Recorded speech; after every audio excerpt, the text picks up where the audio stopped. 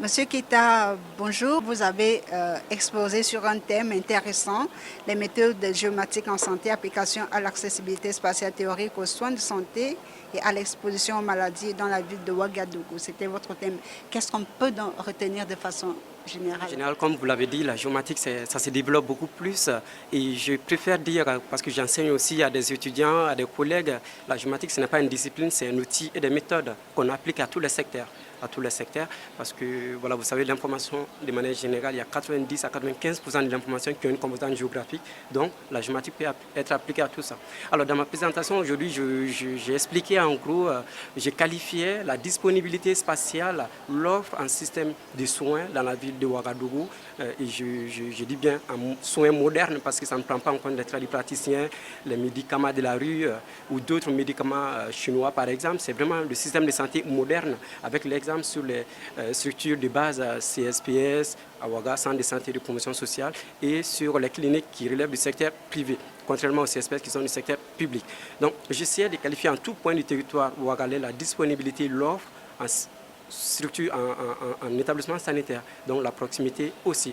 Et d'un autre côté, j'essaie d'expliquer les déterminants, les facteurs environnementaux et socio-économiques qui peuvent influencer l'exposition à certaines maladies, notamment le cas du paludisme et à l'hypertension artérielle. Donc dans la présentation, j'ai mis l'accent sur l'organisation, comment les cas de maladies se concentrent ou se dispersent dans des quartiers selon leur état urbanistique, par exemple les quartiers lotis, les quartiers non lotis. Donc essayer de voir si, selon le type de quartier, il y a une concentration de cas de maladies où la prévalence est de manière globale, parce qu'on a l'habitude de dire que la prévalence du palud, du sida ou autre, comme ça, c'est élevé 50%, 40%, mais c'est encore intéressant de voir à l'échelle très locale où se concentrent les cas de surreprésentation.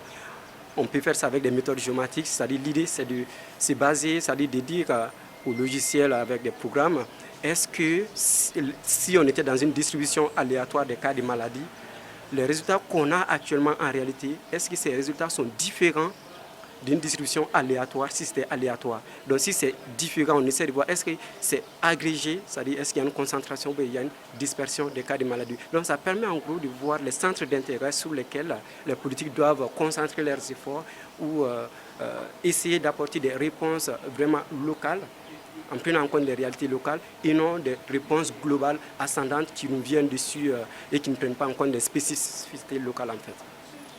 Et comment, de façon concrète, la géomatique peut-elle aider à résoudre un problème de santé publique, par exemple?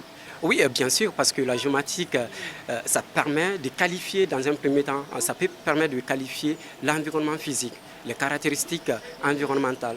Et par la suite, essayer de comprendre la santé, les caractéristiques socio-économiques des habitants qui occupent ces espaces-là. Et à partir couplé avec les enquêtes épidémiologiques, enquêtes santé, on peut mettre en relation les résultats, c'est-à-dire exposition aux maladies, et les premières variables, environnement physique, et caractéristiques socio-économiques. On essaie de mettre tout ça en relation pour voir jusqu'à quel niveau l'environnement physique et où les caractères socio-économiques peuvent expliquer l'apparition d'une certaine catégorie de maladies chez des gens enquêtés.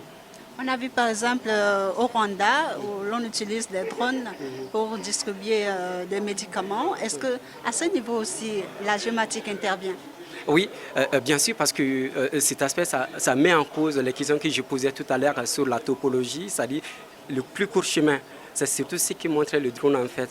Quel chemin il faut emprunter rapidement pour aller livrer et revenir. Donc parce qu'il y a un ensemble, par exemple, tu quittes ici, tu veux aller à la présidence ou n'importe où, à Libreville ici, tu peux prendre plusieurs chemins. Mais la géomatique peut nous donner les plus courts chemins, le plus court chemin en termes de temps, en termes de distance, et mais aussi en termes d'économie. Imaginez par exemple, vous avez un drone qui doit servir 10 médecins par exemple, donc ils sont situés à des points différents. À partir de la géomatique, on peut donner au drone un itinéraire optimal qui lui permet de servir tous les médecins concernés par ordre en fait. Donc des fois il faut aller livrer le médecin qui se trouve plus loin et après revenir vers les autres. Mais voilà, la géomatique prend en compte tous les contraintes, les feux de signalisation, les embouteillages et tous ces éléments-là. Ils prennent en tout tous ces éléments, les aires de pointe, pour pouvoir nous donner la distance minimale, la distance vraiment optimale pour faire la livraison. C'est ce que nous montre aujourd'hui le drone avec les trajets aller, les trajets retour en fait. Et des fois, pour aller un peu loin, en prenant en compte la direction du vent, il peut aussi prendre un autre itinéraire.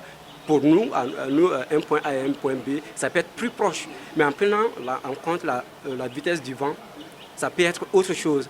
Géographiquement, on peut voir qu'une distance plus grande a été proposée au drone, mais si en réalité on intègre embouteillage, feu, le vent, des trucs comme ça, cette distance qu'on croit être grande va devenir plus proche que la distance qui nous paraît géographiquement proche en fait. Donc la géomatique est vraiment une solution pour ce genre de problématiques. Ça rejoint un peu l'exemple avec Google Maps. Google Maps qu'on connaît bien, Google Earth comme ça. Google Maps, en fait, on met notre destination et depuis notre position, ça nous met les plus courts chemins. Et c'est la même chose et c'est ce qu'essaie de nous expliquer aujourd'hui l'histoire des drones en fait. Sinon, le drone en tant que tel, ce n'est pas de la géomatique.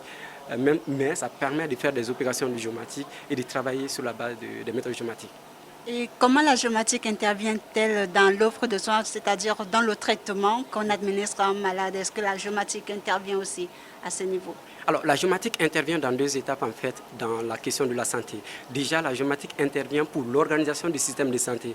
On analyse, par exemple, aujourd'hui, j'ai essayé de faire une analyse de l'offre en soins de santé. Et par la suite, on peut voir les zones qui peuvent être considérés comme des déserts médicaux en fait, qui sont pauvres en structure de santé. Et donc, ça peut aider les administrateurs et les planificateurs à axer leurs actions dans ces zones-là, au cas où ils veulent créer d'autres établissements de santé, de privilégier ces zones, et surtout si ces zones sont peuplées démographiquement. Donc, la géomatique intervient dans ce cadre-là, ça aide les pouvoirs politiques à trouver les zones optimales pour la création d'autres ou l'installation d'autres établissements sanitaires. Ça, c'est la première partie. La deuxième partie, c'est tout ce qui est protection contre les maladies.